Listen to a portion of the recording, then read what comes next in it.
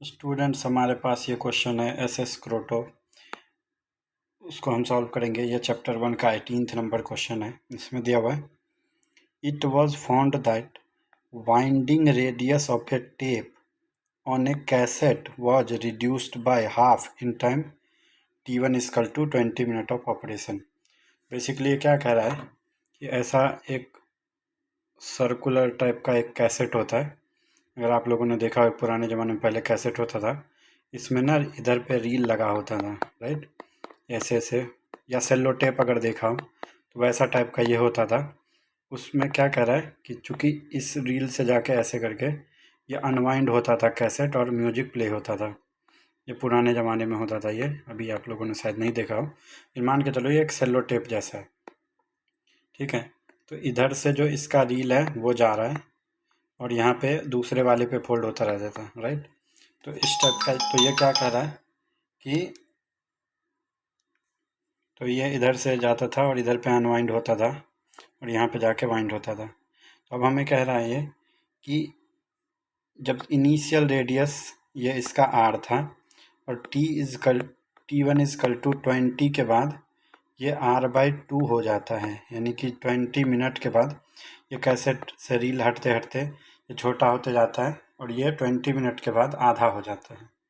अब हमें ये बोल रहा है कि in what time T2 will the winding radius be reduced by half again. अब कह रहा है कि ये एक टाइम T2 बताओ जब इसका ये वाइंडिंग रेडियस इसका भी आधा यानी कि R/4 हो जाए। तो अब देखो, इसको बहुत ही बेसिक तरीके से हमें बनाना है। इसमें एक ही कॉन्सेप्ट है जहाँ पे लोग कंफ्यूज होते हैं और इस कारण से ये क्वेश्चन बहुत इंपॉर्टेंट बन जाता है। तो हम देखेंगे कि ये कैसे सॉल्व होगा। तो मान लो कि सबसे पहले देखो, ये मेरा कैसेट था जिसकी रेडियस थी R, ठीक है। उससे ये हमने टेप को हटाना शुरू करा। तो अब ये एक समय के बाद मान लो कि यहाँ से हमने जो लेंथ है वो है L1 जो अनवाइंड कर दिया। L1 लेंथ का टेप हमने इधर की तरफ भेज दिया। तो इसमें जो इस टेप का जो एरिया होगा, ठीक है, वो कितना होगा जो अनवाइंड हो चुका है। तो वो होगा लेंथ इंटू इसका विड्थ। विड्थ तो मान लो कांस्टेंट ही रहेगा, लेट से इसको हम L1 इंटू डी मान लेते हैं, ठीक है। तो इतना एरिया हमने अनवाइंड कर दिया। उस कारण से क्या हुआ कि ये R से R/2 पे चला गया। यानी एक और एरिया हम निकाल सकते हैं, वो कितना, तो वो ये वाला एरिया हम निकाल सकते हैं जो R/2। तो वो कितना होगा पाई R² माइनस R², यानी कि जो पूरा बड़ा वाला रेडियस था वो R², बाद में जो छोटा बन गया रेडियस वो हो गया R/2।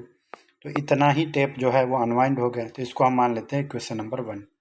सिमिलरली अब दूसरे वाले केस में क्या कह रहा है हमको कि मान लो कि ये जो मेरा लेंथ जाएगा सिमिलरली अनवाइंड होते होते, वो लेंथ कितना गया, L2 चला गया। तो मेरा L2 इंटू इसका विड्थ, तो ये हो जाएगा एरिया।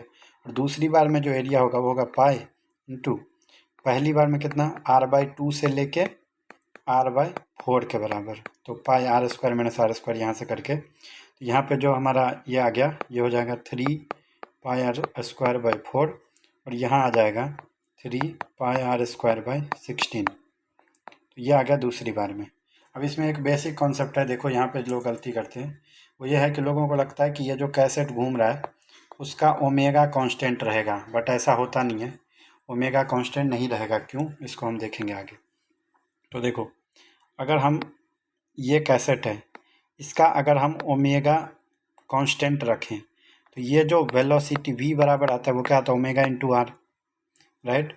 तो ओमेगा इंटू आर आता है। तो अगर ओमेगा कांस्टेंट रहेगा तो अगर रेडियस कम होता जाएगा समय के साथ तो वेलोसिटी बढ़ता जाएगा, या ओमेगा अगर सेम रखते हैं और रेडियस बढ़ेगा तो वेलोसिटी भी बढ़, सॉरी उल्टा लिख देते हैं, रेडियस अगर बढ़ेगा तो वेलोसिटी बढ़ेगा, ठीक है। अगर रेडियस कम होता जा रहा जो कि दिख रहा है तो उस हिसाब से वेलोसिटी कम होता जाएगा। यानी जो अनवाइंडिंग या जो टेप इधर से इधर की तरफ जा रहा है उसकी स्पीड कम होती जाएगी। और अगर ये कम होता जाएगा तो जो म्यूजिक का आवाज़ आ रहा है वो धीरे धीरे धीरे धीरे कम होता जाएगा और स्पीड कम हो जाएगा म्यूजिक का, और एक समय के बाद में भी बंद भी हो जाए, राइट।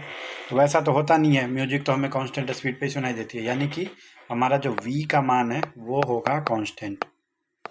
और यहीं से हम अपना इक्वेशन में length is equal to velocity into time रख देंगे। तो जो हमारा पहला इक्वेशन था जो हमने यहाँ पे लिखा था L1 इंटू वी, इसको हम लिख देंगे v इंटू पहली बार टाइम कितना था 20, और v तो कांस्टेंट रहेगा यहाँ भी और यहाँ भी कांस्टेंट रहेगा। यहाँ पे हमको टाइम t2 निकालना है। तो अगर हम इक्वेशन 1 और 2 को देखें और 2 डिवाइडेड बाय 1 करें तो v से v कट जाएगा, इधर की तरफ क्या बचेगा t2 बाई 20, और यहाँ पे कितना बचेगा, तो दूसरी बार में 3 pi R square by 16, 3 pi R square by 4, यानी 3 pi R square by 16 divided by 3 pi R square by 4। तो यहाँ से आ जाएगा 3 पाई आर स्क्वायर तो कट जाएगा, 4 पलट के आ जाएगा 4 बाई 16। तो यहाँ से हम देख रहे हैं जो t2 बाई 20 आ रहा है वो आ रहा है 4 बाई 16 यानी कि 1 बाई 4। तो यहीं से जो t2 का मान आ जाएगा वो आ जाएगा 20 बाई 4, मिनट में था तो ये मिनट, यानी कि 5 मिनट आंसर आ जाएगा। यानी कि जब दूसरी बार हमारा ये r/2 से r/4 घटने का जो टाइम है वो केवल 5 मिनट का है। तो ये इसका सॉल्यूशन है। अच्छा क्वेश्चन है ये।